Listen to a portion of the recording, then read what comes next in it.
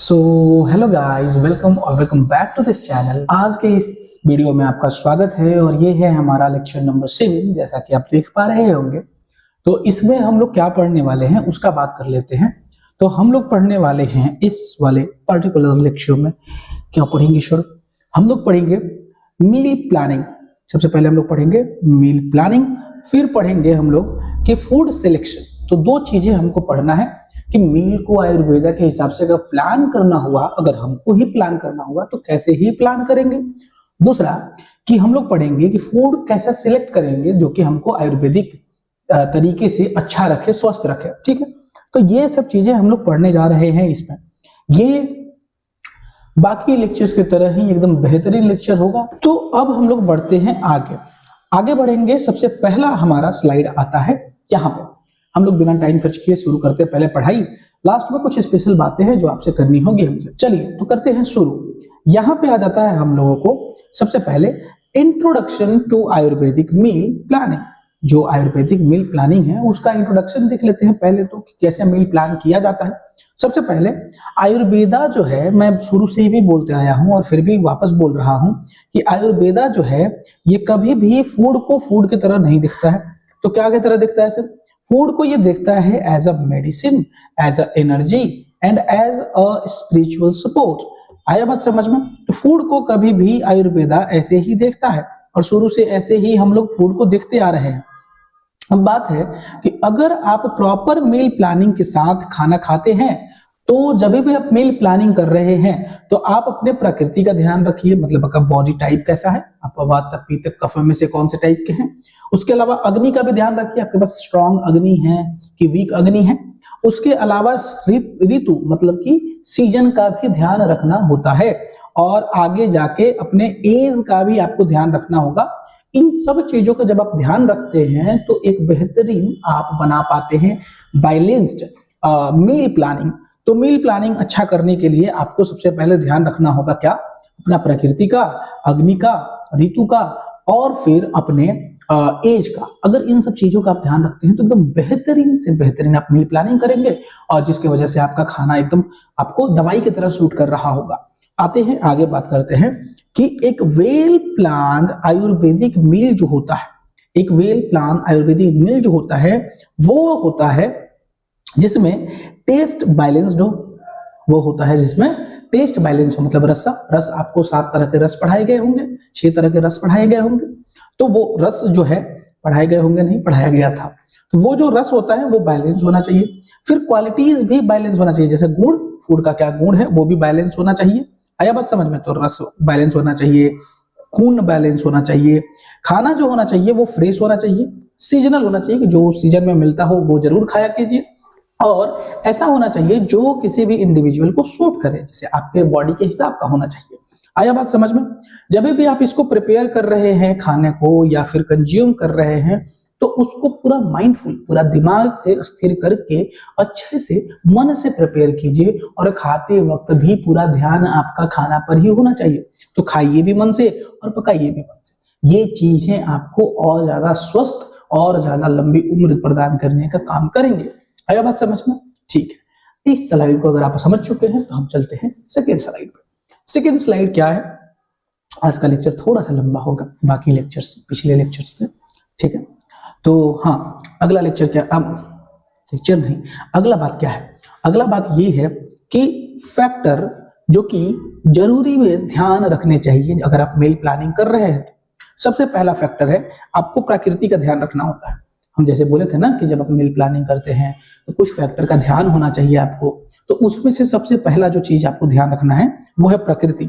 जैसे कि हर दोसा जो होते हैं उनका अलग अलग फूड क्वालिटी उनको सूट करता है। हर दोस्त को अलग अलग फूड क्वालिटी सूट, आपका दोस्त पे डिपेंड करता है क्या खाएंगे। जैसे वात है, पित्त है, कफ है, उस हिसाब से मील प्लानिंग किया जाता है। जैसे कि मान लीजिए कोई इंसान है वो वत्त प्रकृति का है तो उसको क्या खाना चाहिए, क्या नहीं खाना चाहिए। कोई इंसान है जो पित्त प्रकृति का है तो उसको क्या खाना चाहिए, क्या नहीं खाना चाहिए। एट द सेम टाइम कफ प्रकृति के इंसान को क्या खाना चाहिए, क्या नहीं खाना चाहिए। इन सब चीजों का बड़ा ही आपको ध्यान रखना होगा। आइए हम बताते हैं। सबसे पहले मान लीजिए कोई इंसान है जो वत्त प्रकृति का है। जो किस प्रकृति का है सर? वत्त प्रकृति का है। तो उसको क्या करना चाहिए? जो लोग वत प्रकृति के हैं उनको वार्म खाना खाना चाहिए, ऑयली खाना खाना चाहिए, मॉइस्ट खाना खाना चाहिए। उसके अलावा ऐसे फूड खाना चाहिए जो उनके लिए ग्राउंडिंग हो। आया बात समझ में, जो उनके वत प्रकृति को और ज्यादा ग्राउंड करे और ज्यादा कम करे। आया बात समझ में, ठीक है। यहीं पे अगर मान लीजिए कोई वत प्रकृति का है तो वो अवॉइड क्या करेगा, अवॉइड करेगा कच्चा खाना, जैसे सैलेड्स वगैरह हो गया, कोल्ड चीजों को खाना और ड्राई आइटम्स को खाना वो अवॉइड करेगा। तो कोल्ड, ड्राई और रॉ चीजों को खाना वत प्रकृति के लोगों को नहीं चाहिए। आया बात समझ में, ठीक है। वहीं पर पित्त प्रकृति क्या करता है सर, तो पित्त प्रकृति के जो लोग होते हैं उनको कम ऑयली हो, कम हेवी हो, ऐसा लाइट खाना खाना चाहिए और माइल्डली स्वीट फूड भी वो खा सकते हैं, थोड़ा कम मीठा भोजन हो वो कर सकते हैं उनको। वहीं पे पित्त प्रकृति के लोगों को स्पाइसी चीजों से दूर रहना चाहिए, सावर चीजों से दूर रहना चाहिए या ऑयली चीजों से दूर रहना चाहिए। आया बात समझ में, तो पित्त प्रकृति के लोगों को स्पाइसी, सावर और ऑयली नहीं खाना चाहिए। यहीं पे मान लीजिए किसी का प्रकृति कफ है, तो कफ है तो उनको गरम, ड्राई, लाइट, स्पाइसी फूड खाने का पूरा छूट है। एट द सेम टाइम उनको हेवी, ऑयली या स्वीट डिशेस खाने का मनाही है। तो इस तरीके से आप समझ सकते हैं कि जो प्रकृति होता है उस हिसाब से आप अपने प्रकृति को पहले तो आप जानिए, उस हिसाब से फिर अपने मील का प्लानिंग कीजिए। आया बात समझ में, तो पहले एक इंसान के प्रकृति को जानना होता है, फिर मील प्लानिंग करना होता है, इस तरीके से। ठीक है, यहां तक तो हमको समझ में आ रहा है। अब आ जाता है हमारे पास क्या आ जाता है सर, दूसरा जिस पे ध्यान देना है वो है अग्नि, मतलब डाइजेस्टिव स्ट्रेंथ। उसके हिसाब से भी आपको खाना को डिजाइन करना होता है। जैसे कि मान लीजिए किसी का स्ट्रॉन्ग अग्नि है तो वो बहुत भारी हैवियर फूड, जैसे तेल वाला खाना, स्पाइसी खाना भी वो पचा सकते हैं। लेकिन अगर किसी का वीक अग्नि है तो, या इरेगुलर अग्नि है तो उनको तो हल्का खाना ही खाना चाहिए, सिंपल खाना ही खाना चाहिए और वार्म फूड ही खाना चाहिए, जैसे कि सूप हो गया या पॉरिडेज हो गया, ये सब चीजें उनको खाना चाहिए। आया बात समझ में, ठीक। अब आ जाता है ऋतुचार्य। ऋतुचार्य का भी आपको ध्यान रखना होता है, मतलब सीजन का। जिस सीजन में आप हैं उस सीजन के हिसाब से अपने मील को आपको चेंज करना होता है। कैसे चेंज करते हैं, जैसे समर है तो समर में आपको ठंडी चीजें ज्यादा खाइए, जैसे कि फ्रूट हो गया, घी हो गया, रोज वाटर हो गया, कोरिएंडर हो गया, ये सब चीजें ज्यादा आप खा सकते हैं गर्मी के दिनों में। एट द सेम टाइम मान लीजिए रेनी सीजन है तो उसमें लाइट खाइए, वार्म खाइए, ड्राई मिल्क खाइए, ये ज्यादा आपके लिए सही रहेगा। लो अग्नि भी है तो उसका ध्यान रखिए। अच्छा, विंटर का बात करते हैं। विंटर जो होता है ये हमारे वार्म को स्ट्रेंथन करता है। तो विंटर में आप गर्म चीजें खा सकते हैं, जैसे कि आप नरिशिंग चीजें खाइए, गर्म चीजें खाइए और थोड़ा ऑयली घी वगैरह भी खा सकते हैं, तिलकुट वगैरह भी खा सकते हैं, तो थोड़ा मीठा ऑयली भी खा सकते हैं अगर विंटर का सीजन है तो। एट द सेम टाइम अगर स्प्रिंग का सीजन चल रहा है उसमें लाइट, स्पाइसी, ड्राई फ्रूट्स आप खा सकते हैं जो कि आपके कफ को बिल्ड करता है। तो इस तरीके से हम समझ सकते हैं कि सीजन के हिसाब से अपने मील्स को कैसे कर सकते हैं मॉडिफाई, उसके बाद अग्नि के हिसाब से कैसे मॉडिफाई करते हैं, फिर अपने प्रकृति के हिसाब से कैसे मॉडिफाई करते हैं। तो इन सब चीजों को ध्यान में रख के हम लोग मील प्लानिंग करते हैं। तो ये मील प्लान करने का एक तरीका है, समझ में आ रहा है। पहले किसी के प्रकृति को जानना होता है, फिर उस सीजन के हिसाब से भी चेंज करते हैं, फिर उसके अग्नि के हिसाब से भी चेंज करते हैं। तो इन सब चीजों का ध्यान रख के हम लोग क्या करते हैं, मील प्लानिंग करते हैं। अब आ जाता है बात हमारे पास कि क्या क्या कंपोनेंट्स होते हैं, क्या क्या कंपोनेंट्स होते हैं एक बैलेंस आयुर्वेदिक मील में। अगर मान लीजिए कि हम एक बैलेंस आयुर्वेदिक मील बना रहे हैं तो कौन कौन से कंपोनेंट्स का ध्यान रखना होगा, कौन कौन से ऐसे कंपोनेंट्स हैं जिनका हम ध्यान रखेंगे तो हम एक बैलेंस आयुर्वेदिक मील बना सकते हैं। ठीक है, सबसे पहले आपका जो प्लेट है उसमें क्या क्या होना चाहिए, जैसे कि प्लेट जो होगा उसमें क्या होना चाहिए। तो प्लेट जो है आपका उसमें एक तो कुक्ड ग्रेन होने चाहिए, ग्रेन्स होने चाहिए। ग्रेन्स में क्या होता है सर, जैसे कि राइस हो गया, व्हीट हो गया या मिलेट हो गया, ऐसा वो बना होना खाना होना चाहिए। राइस, मिलेट वगैरह से कुछ ग्रेन्स होना ही चाहिए आपके खाने में। दूसरा क्या होना चाहिए, कुछ वेजिटेबल्स होने चाहिए जिसमें कुछ स्पाइसेस आप डाल के बनाए हैं, तो स्पाइसेस डाला हुआ थोड़े से वेजिटेबल्स होने चाहिए आपके पास। उसके अलावा दाल होना चाहिए, जैसे कि दाल कुछ भी हो सकता है, मूंग का हो सकता है, अरहर का हो सकता है, या चिकपी का मतलब होता है, चिकपी का मतलब होता है मटर, तो मटर भी आप ले सकते हैं। उसके अलावा ऐसा खाना खाइए जिसमें थोड़े से हेल्दी फैट्स हो, जैसे कि घी मिला हुआ है या सीसम ऑयल मिला हुआ है। सीसम क्या होता है सर, सीसम मतलब वो क्या बोलते हैं, तिल, तिल का तेल हुआ, तो वो भी हो सकता है।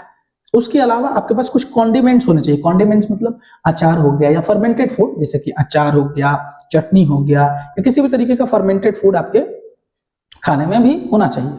उसके अलावा कुछ डाइजेस्टिव एड होने चाहिए। डाइजेस्टिव एड्स का मतलब क्या होता है कि जो ऐसी चीजें जो आपको डाइजेशन में हेल्प करे, ऐसी चीजें जो आपको डाइजेशन में हेल्प करे उसको क्या बोलते हैं, डाइजेस्टिव एड। जैसे कि क्या होना चाहिए, जिंजर होना चाहिए या क्यूमिन होना चाहिए।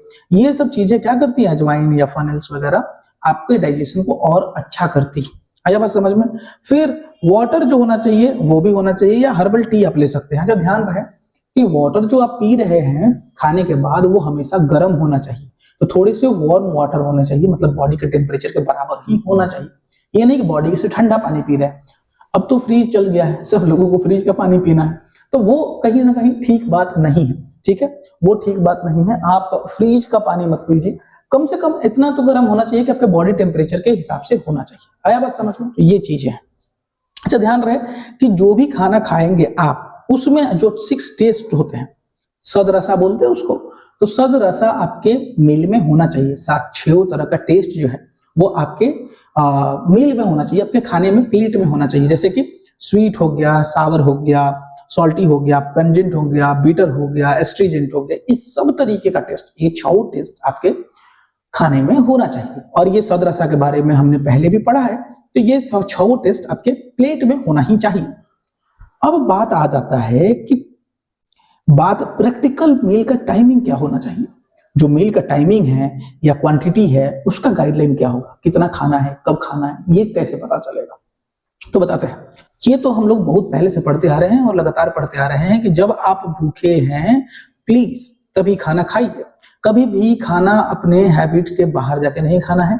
यहां तक कि आप बोर हो रहे हैं इसलिए भी खा रहे हैं तो वो नहीं करना, पहला ये काम नहीं करना। दूसरा, ध्यान रहे कि मेन मील हमेशा दोपहर में होना चाहिए, क्योंकि दोपहर में आपका अग्नि जो होता है सबसे ज्यादा स्ट्रॉन्गेस्ट होता है। तो जब स्ट्रॉन्ग अग्नि है तो उस समय जब खाना खाएंगे तो वो ज्यादा फायदा करेगा। आया बात समझ में, वो पच जाए। तो मेन मील जिसमें आप ज्यादा खाना खाते हैं वो हमेशा दोपहर में होना चाहिए, क्योंकि दोपहर में स्ट्रॉन्ग अग्नि होता है। उसके अलावा कभी भी ओवर ईटिंग ना करें, ज्यादा खाना ना खाएं, जितना आप खा सकते हैं उतना ही खाइए प्लीज, उससे ज्यादा ना खाएं। कभी भी ध्यान रहे कि आपका 1/3 स्टमक हमेशा ही खाली रहना चाहिए, ताकि प्रॉपर तरीके से डाइजेशन हो सके।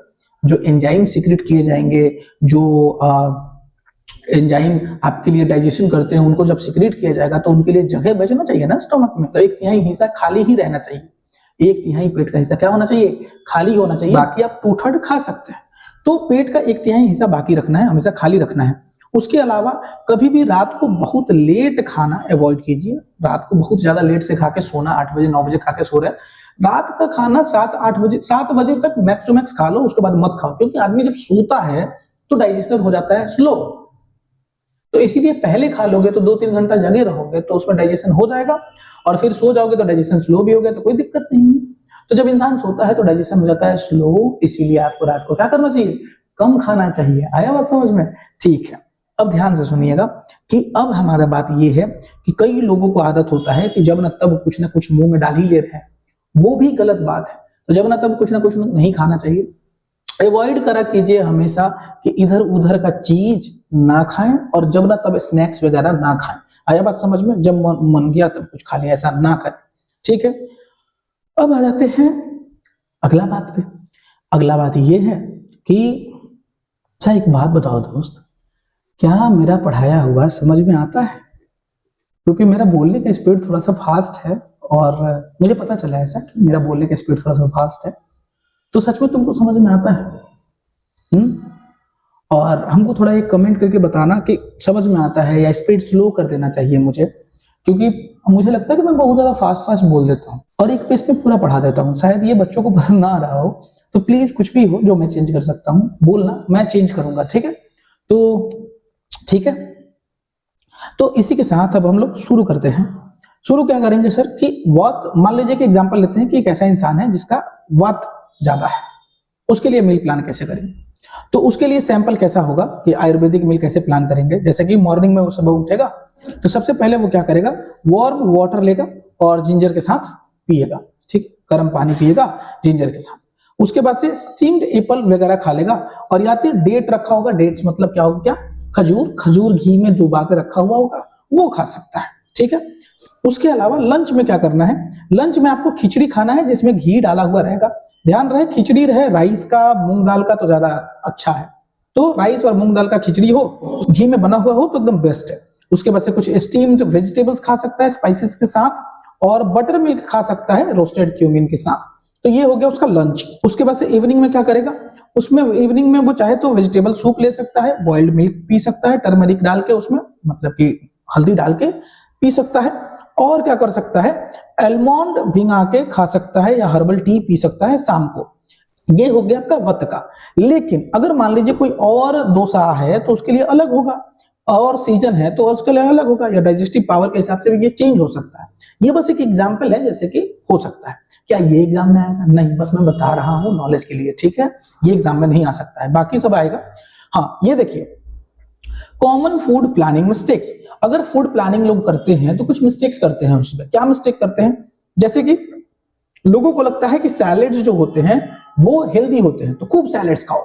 नहीं, एक्स्ट्रा सैलेड्स, ज्यादा सैलेड्स खाना, सैलेड्स एक्सेस में खाना आपके लिए हार्मफुल हो सकता है, खास करके वात वाले लोगों के लिए, है ना। उसके बाद से अगर आप इनकम्पेटेबल फूड मिला के खाएंगे तो भी आपके लिए गंदा हो जाएगा, क्योंकि मिल्क में आप सिट्रस फूड मिला के खा रहे हैं तो ये आपके लिए गलत हो जाएगा।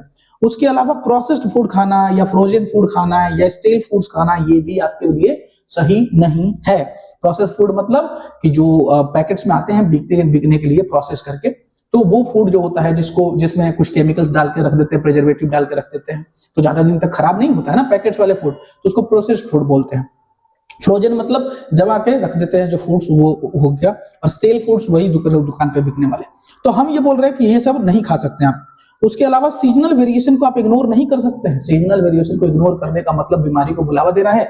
जो भी सीजनल फूड्स आते हैं, फ्रूट्स आते हैं, उसको आप खाया कीजिए, अपने टेबल में ऐड किया कीजिए। जो भी नए जैसे सीजन के हिसाब से अलग अलग वेजिटेबल्स आ रहे हैं, अलग अलग ग्रेन्स आ रहे हैं, वो सीजन के हिसाब से आप खाया कीजिए, वो जरूरी है आपके लिए। उसके अलावा कभी भी स्ट्रेस में या डिस्ट्रैक्शन में नहीं खाना चाहिए। बहुत लोग स्ट्रेस या डिस्ट्रैक्शन में खाते हैं, जिसकी वजह से क्या होता है, वो बीमार पड़ते हैं। तो इन सब बातों का आपको हमेशा ध्यान रखना है, आया कि नहीं आया।